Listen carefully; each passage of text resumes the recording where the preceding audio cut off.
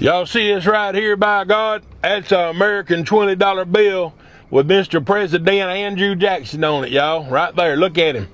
Look how pretty he is. That's right.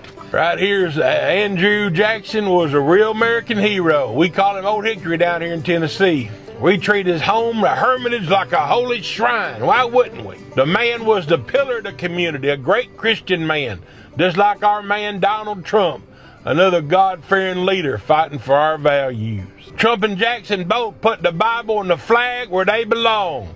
People flocked to Jackson's home just to stand where he stood and to celebrate that strong Christian leadership. If you love his country and you love the way it was built, you gotta love Jackson. He's the blueprint for everything we're trying to fucking do it today, and Trump fucking knows it.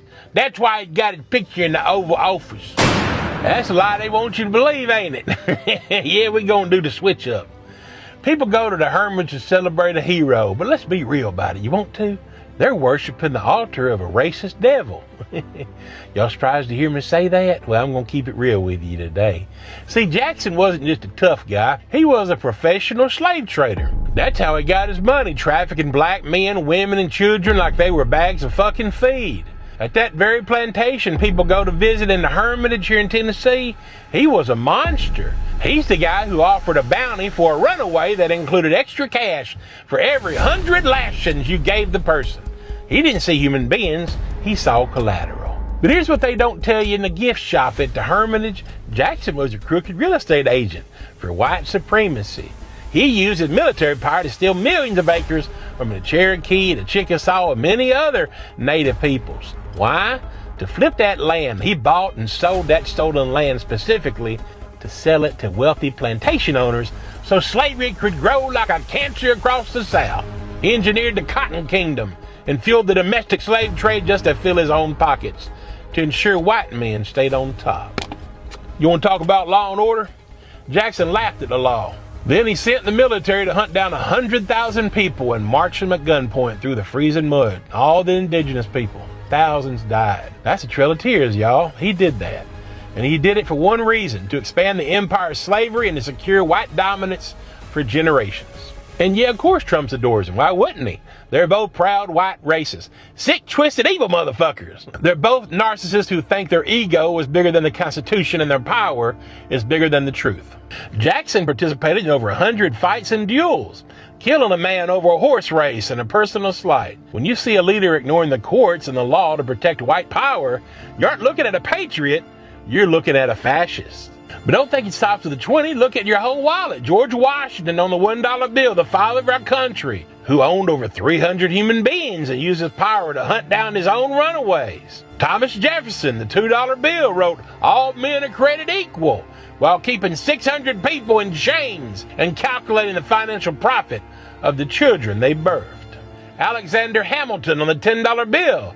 His own account books show he bought and sold enslaved people for his in-laws. He was the middleman for the trade. Benjamin Franklin on the $100 bill owned people for 50 years and ran ads for slave auctions in his newspaper. Listen to me, white America. We like to say it was a different time, right?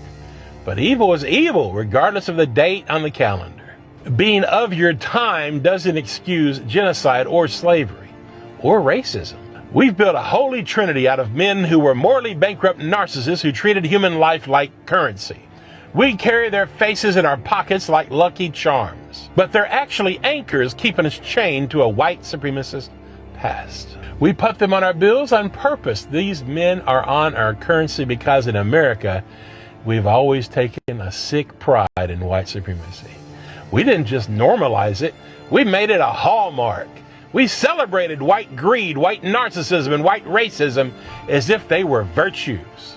This ideology is a cancer that has destroyed our collective psyche, rotted our mental health, and created a world of economic injustice and equality that we're still drowning in today.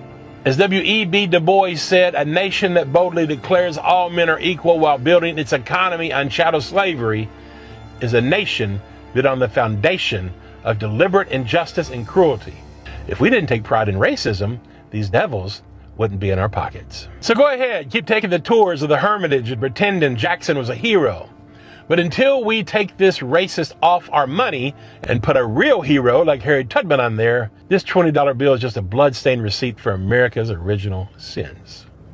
Until we stop supporting white supremacy, we're just going to keep being exactly what we've always been. We can call it America all we want, but until we change, this is America KKK. And I'm not ashamed to say it because that's the fucking reality. Look at the face on this bill, will you? And ask yourself, is that your hero? Or is that just your fucking reflection? This July 4th marks 250 years of America's independence, 1776 and 2026. This hat says freedom, 250 years. That's a fucking lie. None of us are free until all of us are free. Period.